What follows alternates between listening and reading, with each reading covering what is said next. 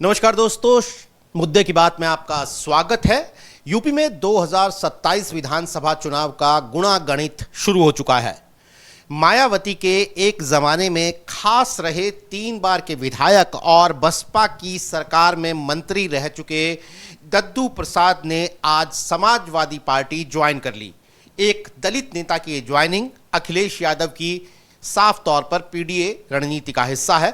बसपा के पुराने स्तंभों में शुमार रहे दद्दू प्रसाद 3 बार विधायक और मायावती सरकार में मंत्री रह चुके हैं, लेकिन वक्त के साथ उनका मायावती के साथ रिश्ता बिगड़ा और उन्होंने अपनी पार्टी बनाने के बाद अब अखिलेश यादव के साथ एक नई पारी की शुरुआत की है। तो ये सिर्फ एक दलित नेता का अखिलेश से हाथ मिलाना है या 2027 की विधानसभा चुनाव का कोई बड़ा ट्रेलर है, ये एक बात है। अखिलेश यादव लगातार पिछड़ा, दलित और अल्पसंख्यक यानी पीडीए पर फोकस कर रहे हैं। हम लगातार उसकी बात करते हैं आपके साथ, अपने मेहमानों के साथ।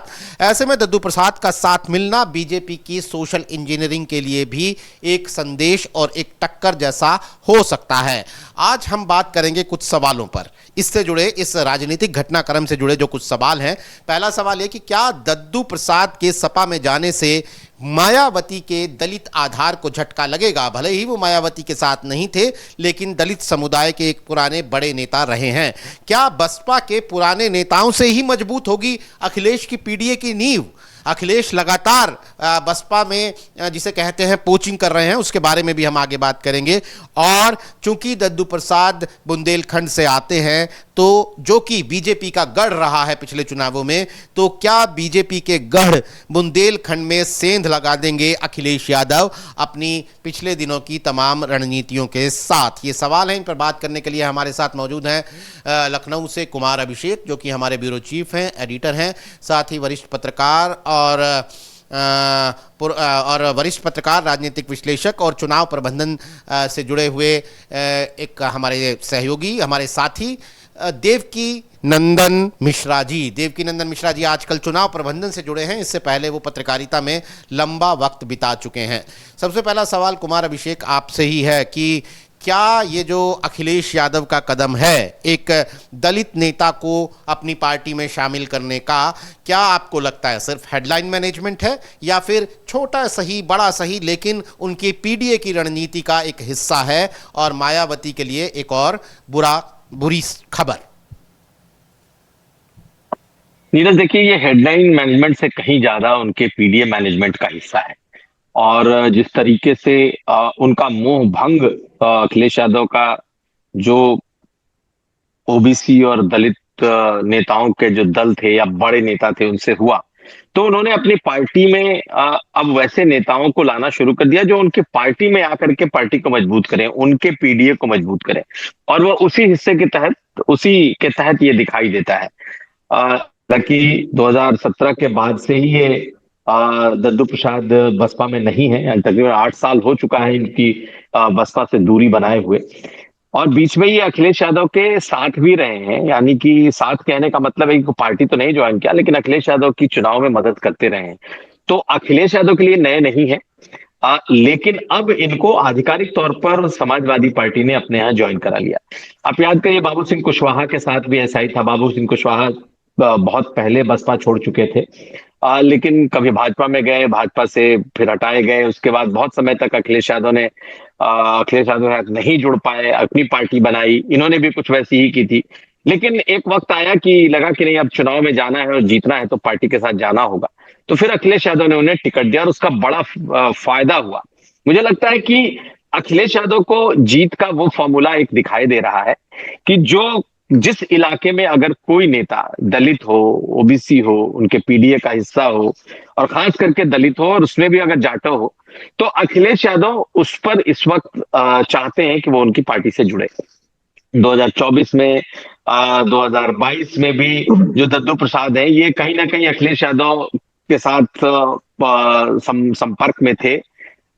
2017 में खुद भी चुनाव लड़े थे अपनी पार्टी बना करके, लेकिन इनको कोई फायदा नहीं हुआ था। लेकिन इनका अपना आधार उस इलाके में है, मानिकपुर या फिर आप कह लें तो चित्रकूट के आसपास के इलाके में, बांदा में इनका प्रभाव है। हालांकि इन पर भी कई ऐसी बातें हैं जो जो जिसे लेकर के इनके भी विरोधी कम नहीं है, खास करके ददुआ वाले मामले में इन पर उंगली उठती रही। या फिर अगर आप देखें तो चूंकि ये कांशीराम स्कूल ऑफ थॉट्स के रहे हैं, तो ब्राह्मणों को लेकर के भी इन्होंने बहुत सारी बातें वक्त वक्त पर कही हैं। तो चाहे कुर्मी वर्ग हो या ब्राह्मण, उसमें थोड़ी नाराजगी इनको लेकर के रहती है, और यही एक वजह रही कि अखिलेश यादव इनसे के साथ इनके संपर्क में रहे, इनका मदद भी लेते रहे, ये भी जुड़े रहे, लेकिन कभी सीधे सीधे इन्होंने ज्वाइन नहीं किया था, ना ही अखिलेश यादव ने ज्वाइन कराया था। लेकिन आज आज जो ज्वाइनिंग हुई है वो ये दिखा रहा है कि अब अखिलेश यादव ने जो एक लाइन ले ली है कि भाई बीच की कोई बात नहीं होगी, या तो इस पार या उस पार। मतलब कहने का मतलब है कि अब ऐसे नेता बेशक वो अब बसपा में ना हो, लेकिन उनका जिनका जनाधार है उनको अपने साथ जोड़ने की ये कोशिश अखिलेश यादव की है। और मुझे लगता है कि दद्दू प्रसाद के अलावा भी कई और ऐसे नेता होंगे जो आने वाले वक्त में आपको हो सकता है कि समाजवादी पार्टी के साथ दिखाई दे, खास करके जो लोग बसपा बैकग्राउंड से हैं, ऐसे लोग जिनके आने से दलित वोटों में थोड़ी मजबूती आएगी, ओबीसी में मजबूती आएगी। मुझे लगता है कि आने वाले समय में अखिलेश यादव लगता है कुमार अभिषेक का इंटरनेट कनेक्शन में कोई समस्या है। हम चलते हैं देवकी नंदन जी के पास। देवकी नंदन जी, अगर हम समाजवादी पार्टी के नेताओं की लिस्ट पर नज़र डालते हैं तो उसमें इंद्रजीत सरोज, लालजी वर्मा, सुखदेव राजभर, दद्दू प्रसाद अब शामिल हो गए, उनका भी नाम, इससे पहले वो कई नाम हैं, स्वामी प्रसाद मौर्य जैसे जो थे और अब छोड़कर चले गए। यानी एक लंबी फहरिस्त है जो मायावती की पार्टी बीएसपी में जिन्होंने अपनी राजनीतिक पारियां खेली, अहम पदों पर रहे और उसके बाद मनमुटाव के बाद अलग हो गए, और वो अब अखिलेश यादव के साथ हैं। मैं आपके पास आऊंगा इसकी वजहों पर, लेकिन पहले एक बुनियादी सवाल की, दद्दू प्रसाद तो काफ़ी समय से राजनीति में निष्क्रिय से दिखते रहे हैं, कोई सक्रिय तो दिखे नहीं है, तो उनकी वो कौन सी यूएसपी है जो अखिलेश यादव उनको अपने साथ लेकर आए और अखिलेश यादव के पीडीए को वो मजबूती देंगे? वो कौन सा उनका खास पॉइंट है? देखिए, सबसे जो बड़ी बात है वो परसेप्शन की है। परसेप्शन ये बनाना है अखिलेश यादव को कि हमारे साथ जो पीडीए है, पीडीए के साथ दलित भी आ रहा है। मतलब पीडीए उन्होंने बैकवर्ड क्लास को फोकस करते हुए बनाया, हालांकि सबकी उसमें भागीदारी उन्होंने रखी, लेकिन माना जाता है कि समाजवादी पार्टी से दलितों की थोड़ी दूरी रही है। लेकिन दद्दू प्रसाद को इस वजह से शामिल किया गया है कि एक मैसेज ट्रेवल करेगा बुंदेलखंड इलाके में कि दलित जो है हमारे साथ जुड़ रहा है। बुंदेलखंड के बड़े नेता है दद्दू प्रसाद, और दद्दू प्रसाद जो अभी अभिषेक कह रहे थे कि समाजवादी पार्टी के साथ जुड़े हुए थे, बिल्कुल जुड़े हुए थे। 2022 का जब विधानसभा चुनाव हो रहा था तो अखिलेश यादव चाहते थे कि दद्दू प्रसाद को नरैनी जो विधानसभा नई बनी है, पहले तो मानिकपुर विधानसभा सुरक्षित हुआ करती थी, वो बाद में सामान्य हो गई, तो एक सरैनी या नरैनी करके विधानसभा है, मुझे थोड़ा नाम कंफ्यूज हो रहा हूं, उस विधानसभा में इनको टिकट देना वो चाह रहे थे अखिलेश यादव। लेकिन वहां जो कुर्मी बिरादरी के लोग हैं, वो भी उनका अच्छा खासा प्रभाव है, उनके विरोध की वजह से उनको टिकट अखिलेश यादव ने 2022 में नहीं दिया था।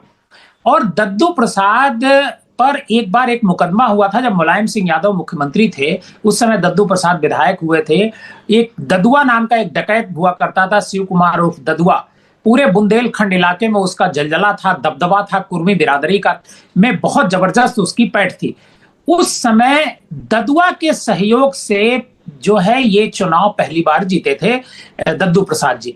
उसके बाद लगा जीतते रहे, बसपा में जीतते रहे, और 2007 में मिनिस्टर बने थे, ग्राम विकास मंत्री बने थे।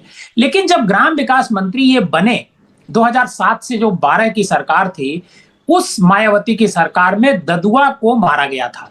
ददुआ की पुलिस मुठभेड़ हुई थी, उसमें ददुआ मारा गया। जब ददुआ मार दिया गया तो जो कुर्मी बिरादरी थी उसमें ये मैसेज ट्रेवल किया कि ये दद्दू प्रसाद की सह की वजह से मारा गया है। अगर दद्दू प्रसाद ने इसमें सह पुलिस को नहीं दी होती या मुखबिरी नहीं कराई होती तो शायद ये नहीं मारा जाता। इसको लेकर के उनकी नाराजगी जो है कुर्मी बिरादरी की दद्दू प्रसाद से थी, और इसी वजह से उसके बाद दद्दू प्रसाद कोई चुनाव नहीं जीत पाए। हालांकि बाद में बसपा से निकाले गए, अपनी पार्टी बनाई, एक बार उन्होंने चुनाव लड़ा तो 9,000 केवल वोट पाए। तो उनको जो अस्थाई एक तरीके से अगर कहा जाए कि पूरे इलाके में समर्थन जो है कुर्मी और दलित जब तक नहीं मिलेगा तब तक आसान नहीं होता है बुंदेलखंड इलाके में जीतना। लेकिन बुंदेलखंड एक ऐसा इलाका है जहां पर दलित बिरादरी की अच्छी खासी तादाद है और इनको लेकर के दद्दू प्रसाद को अखिलेश यादव इसी वजह से लाए हैं कि कुर्मी बिरादरी तो उनके साथ है ही है और अगर दलित उनके साथ आता है तो जो बुंदेलखंड एक तरीके से बीएसपी का गढ़ रहा है और फिर उसके बाद बीजेपी का गढ़ बना, तो वो समाजवादी पार्टी अपना गढ़ वहां बनाना चाहती है पूरे बुंदेलखंड इलाके में। इसमें दद्दू प्रसाद मददगार उनके साबित हो सकते हैं और इसी नाते फ्रंट फुट पर इस बार अखिलेश यादव ने खेला है और दद्दू प्रसाद को अपने साथ लिया है।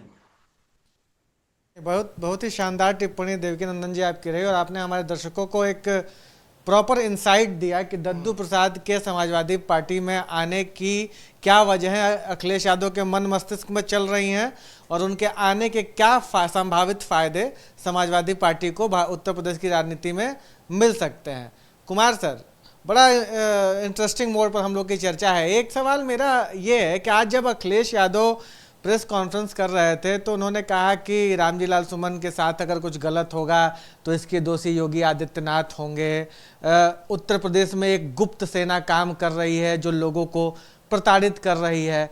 मेरा सवाल यह है कि कुल मिला जुला कर अखिलेश यादव एक ये नैरेटिव बनाने की कोशिश कर रहे हैं कि उत्तर प्रदेश में दलित और पिछड़ों के हित पर कोई ना कोई संकट है और वो इस साथ साथ ये भी इशारा कर रहे हैं कि अखिलेश योगी आदित्यनाथ की सरकार राजपूत बिरादरी, चूंकि मुख्यमंत्री की बिरादरी राजपूत है तो राजपूत बिरादरियों के हितों की रक्षा कर रही है। क्या अखिलेश यादव जब इस तरह के नेताओं को सामने लाते हैं जो कि जमीनी नेता हैं और लंबे अरसे से उत्तर प्रदेश की राजनीति में सक्रिय हैं, तो क्या अपने इस नैरेटिव को और मजबूती के साथ पेश कर पा रहे हैं और ये नैरेटिव कहीं ना कहीं बीजेपी के लिए कंफर्टेबल तो नहीं नजर आ रहा है?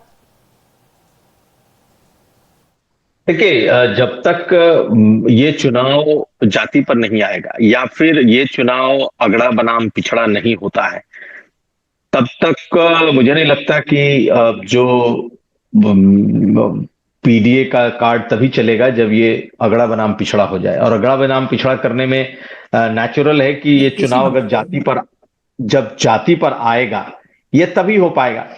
मुख्यमंत्री लगातार कह रहे हैं कि मैं योगी हूं। वो बार बार योगी इसलिए कह रहे हैं कि भाई उनको किसी जाति में आप मत बांधो, मैं एक योगी हूं। हालांकि पहले भी वो अपनी जाति का जिक्र एक बार कर चुके हैं, लेकिन इस बात का अंदाजा है कि 2024 में जिस तरीके का नैरेटिव सेट हो गया था, वो चाहे जाति को लेकर के हो, आरक्षण को लेकर के हो, संविधान बदलने को लेकर के हो, अगर इस तरीके का कोई भी नैरेटिव 2027 में बन गया जिसमें यह तय हो गया कि मुख्यमंत्री योगी आदित्यनाथ जी ने कह दिया गया है कि अब वही रिपीट करेंगे, दोबारा रिपीट होंगे, यानी उनके चेहरे पर ही बीजेपी चुनाव में जाएगी, उनको ही आगे करके जाएगी, तो अब समाजवादी पार्टी का पूरा ध्यान इस बात पर है कि योगी आदित्यनाथ उनकी सरकार को ब्रांड किया जाए कि ये ठाकुरों की पार्टी। आज भी उन्होंने प्रेस कॉन्फ्रेंस में इस बात को कहा है, जब प्रयागराज में जो दरगाह पर भगवा झंडे लहराए गए हैं तो उन्होंने बकायदा इंगित किया है कि किस जाति के हैं, आप देख लीजिए। तो कहने का मतलब है कि हिंदुत्व को भी वो एक जाति की का शक्ल देना चाहते हैं कि आज जो भी चीज इस प्रदेश में दिख रहा है वो कोई पूरे हिंदुओं की बात नहीं है, वो एक जाति विशेष की बात है। ये लगातार अखिलेश यादव कह रहे हैं।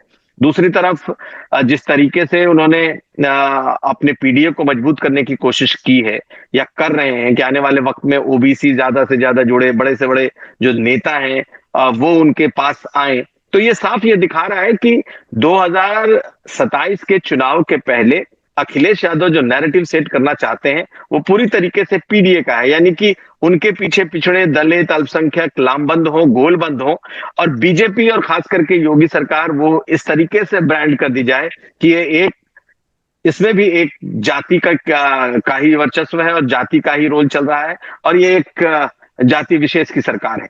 तो इसमें अखिलेश कितने सफल होते हैं ये तो बाद की बात है, लेकिन जिस रास्ते पे वो चल पड़े हैं, जो उन्हें मालूम है कि भाई हिंदुत्व के पिच पे वो बीजेपी को तो नहीं दबा सकते, धर्म के पिच पे, संस्कृति, सनातन के पिच पे वो नहीं आएंगे, तो जो एक टेस्टेड एक फॉर्मूला है 2024 का कि हर हाल में बीजेपी को कमंडल के पिच पे लाना है, मंडल के पिच पे लाना है, क्योंकि बीजेपी का जो अपना कमंडल का पिच है उस पर वो बीजेपी को नहीं हरा पाएंगे।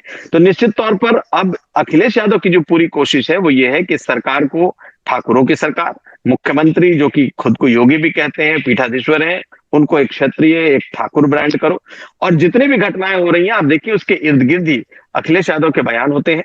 और आज भी जिस तरीके के प्रेस कॉन्फ्रेंस में उन्होंने बातें कही हैं उसकी ओर इशारा किया है। और आज प्रेस कॉन्फ्रेंस में जिस तरह की ज्वाइनिंग हुई है, या इस तरह के आने वाले वक्त में भी जो ज्वाइनिंग आपको दिखाई देगी, आपको पीडीए ही पीडीए दिखाई देगा। ये अखिलेश यादव की पूरी कोशिश है। अब ये बीजेपी के लिए बड़ा चैलेंज है कि वो उस पर जो ये चीजें कही जा रही हैं उसको बीजेपी कैसे हैंडल करती है। अमीश, बीजेपी के लिए चैलेंज रख रहे हैं। और नीरज जी, बड़ी एक ऐसा अचानक से लगने लगा है कि अखिलेश यादव के लिए मुफीद स्थितियां बनती जा रही हैं। मैं मुफीद क्यों कह रहा हूं, क्योंकि देखिए जो राजनीति उत्तर प्रदेश में भाजपा और योगी सरकार की है उससे अल्पसंख्यक खुश होके, अल्पसंख्यक यानी मुसलमान खुश होके भाजपा में चला जाए, ऐसा तो होता नजर नहीं आ रहा है। यानी मुस्लिमों के लिए कुछ करने की जरूरत अखिलेश यादव को नहीं लग रही है। वो भाजपा की राजनीति या जो भी मौजूदा राजनीति देश काल की परिस्थिति जैसा दिख रही है उनको वैसा लग रहा है अखिलेश यादव के खुद ब खुद मुसलमानों के वोट उनको मिलेंगे। पी और डी पर उनको काम करना है। और आज जैसा हम बात कर रहे हैं कि वो काम कर रहे हैं। देवकी नंदन जी, मैं आपके पास में आता हूं सवाल लेकर, चूंकि आप चुनाव को बड़े करीब से देखते हैं। चलिए ये बात तो हम लोग एक नैरेटिव की कर रहे हैं। थ्योरी है कि 90s में जब बाबरी जब गिराई गई उसके बाद हिंदुत्व की राजनीति जब बड़ी मजबूत हुई तो कांशीराम और मुलायम मिल गए, यानी कमंडल को मंडल से काटने की जो सियासत, मतलब ये तो थ्योरी में हम जानते हैं कि अखिलेश यादव को यही करना है, जाति की राजनीति पर उनको आना पड़ेगा। लेकिन ऐसा करते हुए अखिलेश यादव आपको कितने सफल दिखाई दे रहे हैं? मेरा सवाल, मैं और जरा इसको खोल के कहूं कि देखिए उत्तर प्रदेश में जब भाजपा जीती है दोनों चुनाव, तो गैर यादव ओबीसी और गैर जाटो दलित भारी संख्या में भाजपा के पीछे लामबंद हुए हैं, तब उन्होंने प्रचंड बहुमत की सरकार बनाई। लेकिन 2024 के लोकसभा चुनाव में हमने पाया कि ये दोनों वोट बैंक बीजेपी और एनडीए के हाथ से निकला है और अब मामला बराबरी का है। India alliance equal to NDA जो लोकसभा चुनाव में हमें दिखा। क्या अखिलेश यादव इस नैरेटिव को बनाने में कामयाब नजर आ रहे हैं? और क्या इस हद तक कामयाब हैं कि अगर 2027 का चुनाव आज के माहौल में हुआ तो भारी पड़ जाएंगे? देखिए 2024 का चुनाव और 2027 का चुनाव दोनों अलग अलग चुनाव है। लेकिन 2024 में जो मुद्दा था वही मुद्दा मुझे लगता है कि 2027 में भी रहेगा। क्यों? क्योंकि 2024 में जो इंडिया ब्लॉक, बल्कि मैं सिर्फ अखिलेश यादव की बात नहीं करूंगा, मैं पूरे इंडिया ब्लॉक की बात करूंगा। पूरा जो इंडिया ब्लॉक अखिलेश यादव की अगुवाई में चुनाव लड़ा उत्तर प्रदेश में, उसका नतीजा पूरे देश ने देखा है। और उस समय बीजेपी को मुंह की खानी पड़ी जब उसी साल जो है रामलला की मूर्ति स्थापित हुई थी और हिंदुत्व का एक तरीके से कहेंगे कि पूरा चरम था। तो आपने पहले ही कहा कि जो पॉलिटिक्स है मंडल और कमंडल की, उसमें मंडल हमेशा से भारी रहा है। मिले मुलायम कांशीराम, हवा में उड़ गए जय श्री राम का नारा लगा था जब उत्तर प्रदेश में और वहां चुनाव हुआ था। तो अब देखिए क्या है कि अखिलेश यादव दो कोशिशें कर रहे हैं। अखिलेश यादव की कोशिश तो बैकवर्ड उनके साथ है, इसमें कोई दो राय नहीं है। आप पूरा बेल्ट देखिएगा तो जो लखनऊ पूरे अवध से लेकर के आप वहां पूरा पूरब तक अगर जाते हैं तो सारी सीटें लोकसभा की अखिलेश यादव जीतते हैं और कांग्रेस जीतती है। उसकी वजह यह है कि उनके साथ कुर्मी खड़ा था, उनके साथ पासी बिरादरी के लोग खड़े थे। सबसे ज्यादा पासी इस बार, पिछली बार भाजपा के जीते थे, इस बार अखिलेश यादव के साथ जीते। तो अब क्या है, जो बुंदेलखंड का इलाका है, चूंकि बात दद्दू प्रसाद से शुरू होती है तो वहीं पे खत्म करनी पड़ेगी कि दद्दू प्रसाद को सिर्फ इस वजह से लाया गया है क्योंकि जो बुंदेलखंड एक बड़ा चंक है और बुंदेलखंड में समाजवादी पार्टी कभी उतनी बड़ी ताकत बनकर के नहीं उभरी। जब 2012 में सरकार भी बनी थी अखिलेश यादव की, तब भी बुंदेलखंड में उतनी सीटें उसको नहीं मिली थी जितनी उसको मिलनी चाहिए थी। बीएसपी वहां प्रभावशाली रही। लेकिन जब से बीजेपी का प्रादुर्भाव हुआ है तब से बुंदेलखंड में बीजेपी ने अपनी एक तरीके की पैठ बना ली है, और उसी पैठ को खत्म करने के लिए, उसी पैठ को कम करने के लिए अखिलेश यादव दद्दू प्रसाद को लेकर के आए हैं। और जब पूरा उत्तर प्रदेश में मंडल और कमंडल, अभी की जो पॉलिटिक्स चल रही है वो भी इसी मुद्दे पर चल रही है। बीजेपी के पास हिंदुत्व सबसे बड़ा मुद्दा है। बीजेपी हिंदुत्व के अलावा किसी और मुद्दे पर कभी चुनाव नहीं लड़ती है। जब भी चुनाव प्रचार होगा तो उसमें डेवलपमेंट की बात बाद में की जाएगी, सबसे पहले बात यह की जाएगी कि कौन मुसलमान है, कौन हिंदू है, ताकि हिंदुओं को पोलराइज किया जा सके।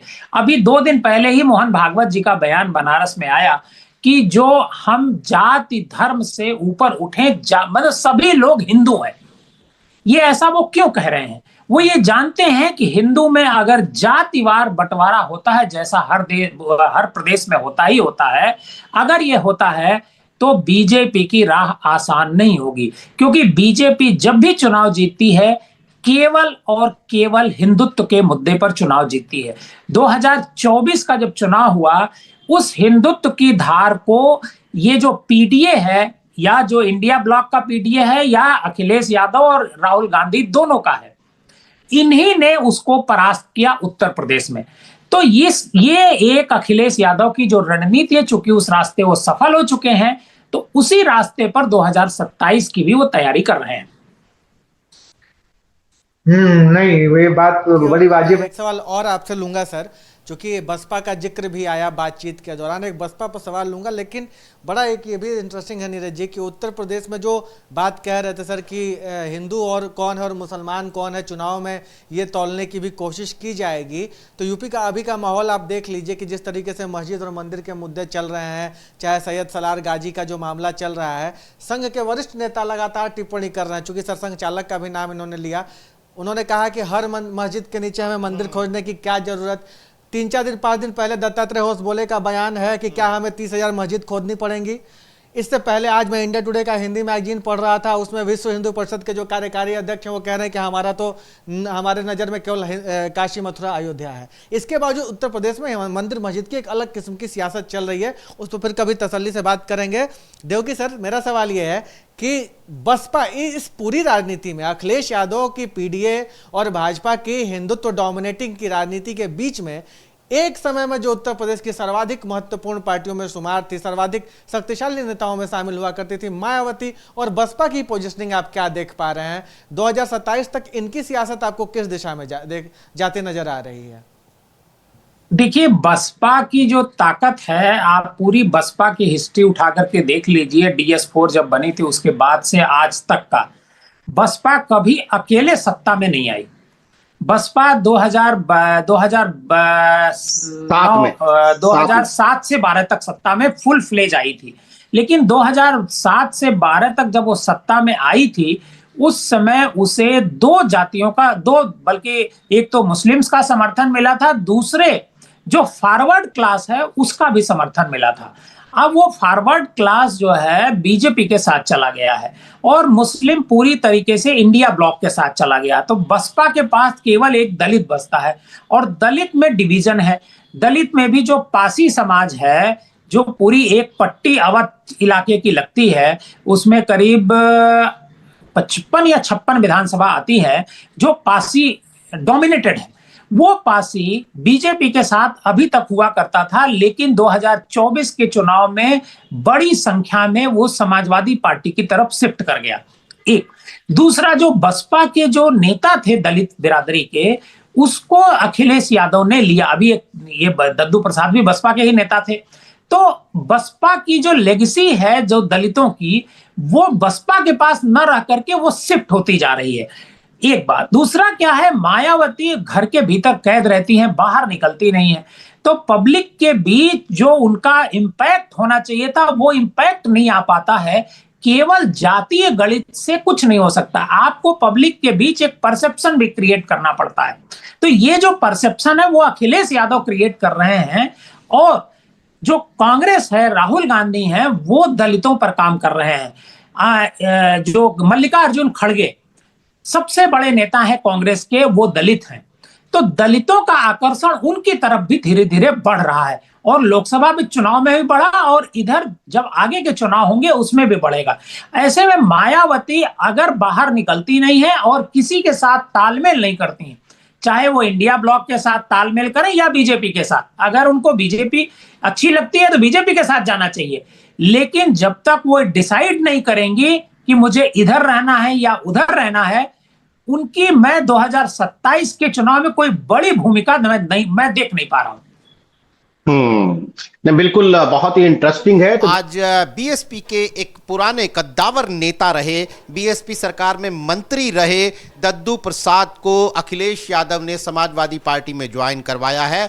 यानी कुल मिलाकर अगर हम चाहे वो पिछले दिनों का रामजी लाल सुमन वाला वाकया हो, जिसमें एक सपा के दलित नेता के घर पे, दलित सांसद के घर पे करणी सेना का हमला और उसे दलित बनाम ठाकुर की शक्ल देना, ये तमाम चीज़ों को देखते हुए ये लगता है कि अखिलेश यादव ने अपने पीडीए की नींव मजबूत करने के लिए पूरी तरह से कमर कस ली है। मायावती का बचा खुचा वोट कितना उनके साथ रह पाता है, ये मायावती के लिए चिंता की बात होनी चाहिए। लेकिन साथ ही बीजेपी की सोशल इंजीनियरिंग, जिसने पिछले 2 बार से योगी आदित्यनाथ को मुख्यमंत्री बनवाया है, उस सोशल इंजीनियरिंग के तार भी अखिलेश यादव पूरी तरह से छेड़ने में, गड़बड़ाने में लगे हुए हैं, अपने पक्ष में करने में लगे हुए हैं। आने वाले दिनों में ये तमाम राजनीतिक घटनाक्रम क्या शक्ल लेंगे, किस तरफ 2027 का रास्ता किन चौराहों से और पड़ावों से होकर गुजरने वाला है, उस पर यूपी तक की नजर हमेशा की तरह बनी रहेगी। हमारे साथ आज कार्यक्रम में शिरकत करने के लिए देवकीनंदन मिश्रा जी, आपका बहुत बहुत शुक्रिया। कुमार अभिषेक, आपका भी बहुत बहुत शुक्रिया। तमाम दर्शकों का आभार। नमस्कार।